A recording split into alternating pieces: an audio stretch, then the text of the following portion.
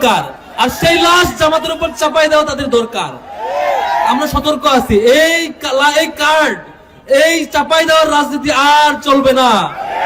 আমরা এই রায় অলরেডি সেই ঢাকা বিশ্ববিদ্যালয় থেকে শুরু করে জগন্নাথ বিশ্ববিদ্যালয় পর্যন্ত 5টা মূল বিশ্ববিদ্যালয়ের রায় আমরা অলরেডি দিয়ে দিয়েছি।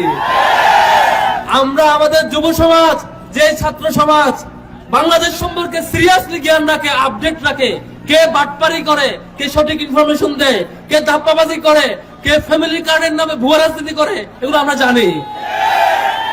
যে রায়, যে গণরায় আমরা 5টা বিশ্ববিদ্যালয় দেখেছি, আগামী 12 তারিখে দেখবো তো ইনশাল্লাহ। কোন মার্কা জিতবে ইনশাল্লাহ?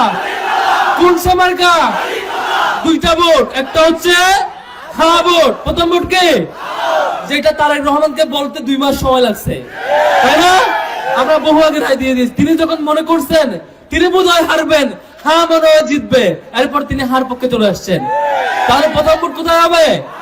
হাতে। দ্বিতীয় ভোট হবে আগামী 12 তারিখ ইনশাআল্লাহ। ইনশাআল্লাহ কোন মার্কা জিতবে? দাঁড়িপাল্লার বিজয় হবে। এবং এই গুজববাজ যারা প্রতিদিন রাত হলে গুজব ছড়ায়, যে গুজব আওয়ামী লীগ 5 আগস্ট রাত পর্যন্ত ছড়াইয়ে পালাইতে বাধ্য হয়েছে, এদের পরিণত হবে ইনশাআল্লাহ।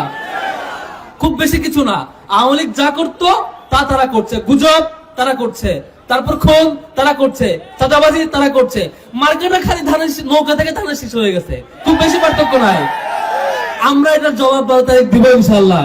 দাঁড়িপাল্লার বিজয় হোক, ইনসাফের বিজয় হবে।